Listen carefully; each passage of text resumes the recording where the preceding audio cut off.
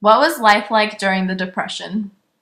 Yeah, we were raised, like I say, in that little house, and as our sisters, older sisters, graduated school, they got jobs, and they started to provide.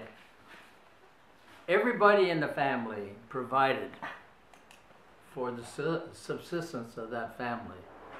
So my older sister was the first she was the first one to be able to go to work. So when she went to work and she had a payday, just like everybody else, a portion of that payday was laid on the table for the sustenance of the family. So every one of us that worked, when we started working, we took some of our money there, our wages, and laid it on the table for taking care of the family. I graduated high school, and I was only 16 years old. Now, my first job, I made $7 a week for 44 hours work. What was life like on the carrier ships? We got in many, many fights. And life aboard carrier during wartime is not nice. Everything's structured. You have to visualize that you're living among about 4,000 men, and usually at night they darken, what they call darken ship. They close off anything that will show light on the outside, and they go from incandescent white lights to red lights, and so that you'll show nothing as best as you can while the ship is on the sea, because the enemy has submarines and other airplanes up in the air too, so they didn't want us to contact us. Anyway, so I was aboard that carrier for about 8 months. So during daylight hours, they open up the ship and you could be out there. Now, radar, as you've seen them today, we've gone to the moon. We didn't have such stuff. You were lucky if we had a smidgen, just a smidgen of radar at that time.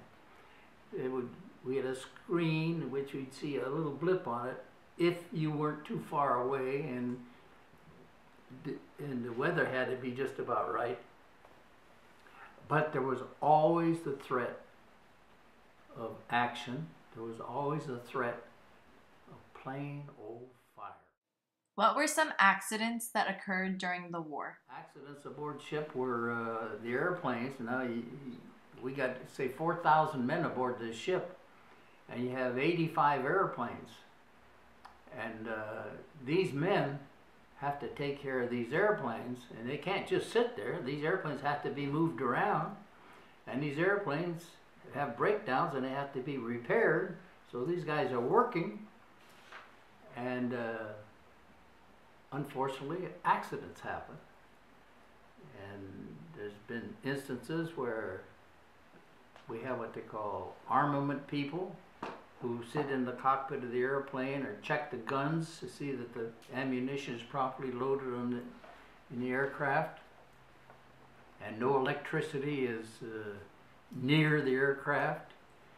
But even at that, every now and then you'll see or hear something go off, and it'll be a 50 caliber machine gun, and if there's anybody near it, you're either going to lose part of his life or he's going to lose his life, which happens many times. These airplanes are parked so close together more than once, and they had propellers. Remember now, not jets, they had propellers. More than once at nighttime, dark time, daytime, close together, a man or several men walk into these propellers. We were trying to get off the ship one time, and my very best friend was just in front of me, and we were taking off, and it was 3 o'clock in the morning. We were going to go off and fight against the Japanese at Kwajalein at that time. And just as he got off the deck, the engine in the airplane quit. So he went right into the water. And of course, all our operations had to stop because there's nothing we could do. But they looked to try to find the pilot. And wouldn't you know it, they found the pilot. He got out of the airplane, and a destroyer who was alongside picked up the pilot, and then we transferred him onto the ship by another means. And he wound up fine. He flew the next day. How were you picked to be one of the Blue Angels? Now, to volunteer, you have to have time in the airplane, which at that time was the F-6F Hellcat, the airplane that was used in combat. You had to be a combat pilot. You should have been in combat or they'd want to consider you. You had to be qualified in the airplane on carriers because there were other airplanes qualified, but they're not. But the big kicker was you had to be a bachelor. Well, there were thousands of pilots, and most of them, when they came back, they had girlfriends and stuff. They got married. So that disqualified them from being a member of this flight demonstration team. But anyway, they got enough selectees of volunteers to do that. So then they took these names and went back to the headquarters and training command and said, okay, we'll pick 4 of them. So they picked 4, and I was one of them.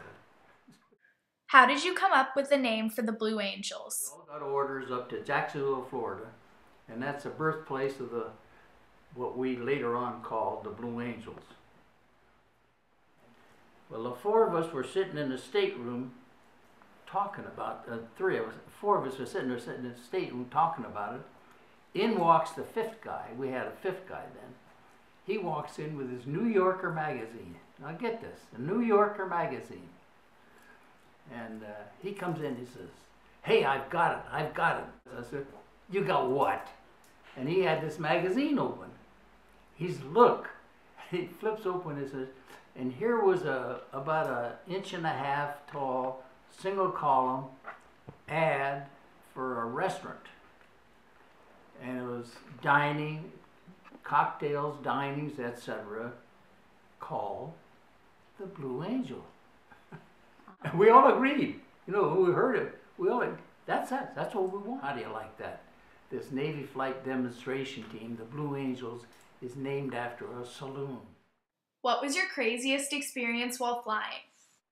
When you're flying in the Navy, they used to have a pay scale that since you were an aviator, you were incurring more risk of an accident, and so they insured you for more money, but you also paid more insurance premium for it. And yet, you had to fly so many hours a month to collect what they called flight pay. Well, now, I knew that since I'm going to this hospital, I couldn't get paid for flying because I'll be grounded, medically grounded for a month. So I went to the air station in El Centro, and I said, listen, I got to get 4 hours in today. I got to fly 4 hours a day. I was cheating, is what I was doing. So I got in this airplane. I begged and borrowed an airplane, and I said, I'll be down in 4 hours. So I took this fighter airplane up there, and I had on my dress, like a dress uniform, tie and everything on. And I get on this little old fighter airplane over there. And I'm flying around up there, and it's just time to come back, so I'm going to come back. Well, that airplane was a pre-World War II airplane, had a crank to crank your wheels up and to crank your wheels down. And the last 2 cranks on your wheel down meant that the airplane wheels were down and locked, but there was no indicator, no indicator. And to make my landing, and I'm sitting there fat, dumb, and happy, and I'm ready to get out of the airplane, but the airplane touches down the runway at El Centro. And I said, man, that's a beautiful landing. Nice and soft, everything's nice. it was so soft that it never stopped. It just kept going down and down. And pretty soon I'm saying, I'm on the ground. I'm on fire. So sure enough, I look down there, and here's fire coming up this way, and I'm sliding on the belly of the airplane, and the airplane is totally on fire.